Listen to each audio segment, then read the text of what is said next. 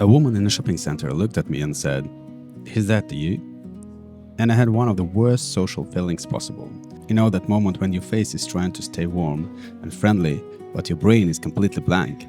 Like, yes, probably, please help me. Because I knew I was supposed to know her. I could feel it. But for one very uncomfortable second, I had no idea who she was.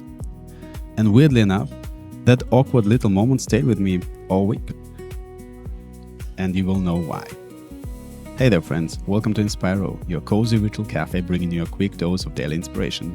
And as always, we're here in the actual cafe with all these voices and noises, which makes you feel relaxed, calm and ready to talk about something that really matters. Today is an Espresso episode, 5 minutes, one idea, one small thing you can try tonight. And here's the idea. The real person often begins where the polite conversation ends. This happened to me on Wednesday. I was in another city for work, and somehow by pure chance, we both walked into the same shopping center at the same time. I was just looking at training shoes and nothing dramatic, nothing cinematic. Then she looked at me and said, "Is that you?" And it turned out to be someone I hadn't really seen since school. So I said that, let's sit down together and drink coffee. And then we did what adults do when they meet after 20 years. We speed run our biographies. What happened, what changed, work, family, children, moves, hard moments, good moments. 20 years of life in about an hour. And honestly, it was beautiful. But then came the part that stayed with me most. The conversation was basically done. We had caught up, we had completed the reunion. We could have stood up, smiled and said, so good to see you, and gone back to our lives with that nice adult feeling of closure, but we didn't. And that changed everything. Instead, we kept going. We started talking about travel. At first it sounded light, places, trips, stories, but very quickly it stopped being about where we had gone and become about who we had become, what kind of places pull us, what kind of experiences stay with us, what we are really looking for when we leave home. And then it stopped feeling like catching up and started feeling real. We moved past the usual stuff, past the safe stuff, into the deeper stuff. Values, lessons, pain, faith, what matters now. And that's when I felt something difficult to describe. Most days I'm so busy inside my own life that I forget everyone else is just as deep inside theirs. But in the moment, it felt like another whole life was opening right next to me. We had already exchanged the table of contents of 20 years, but now I was finally getting past the cover. Not a summary, not a role, the real person.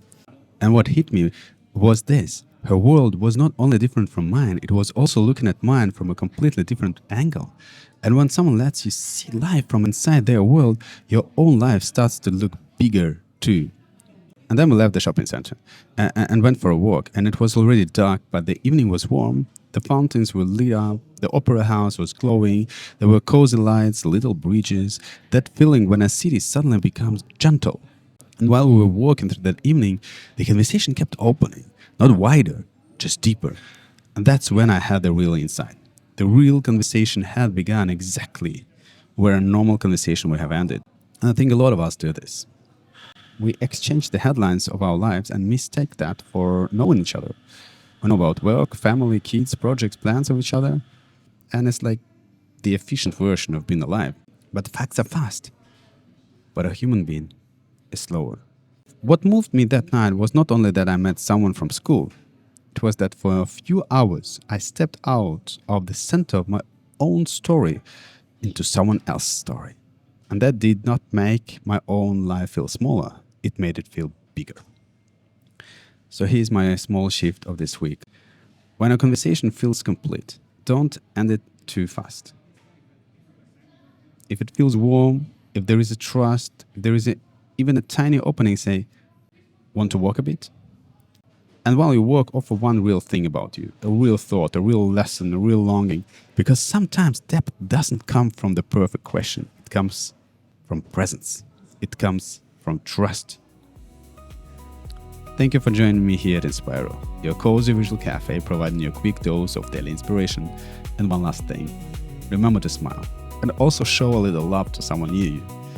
We may live different lives, but deep down we share the same human heart.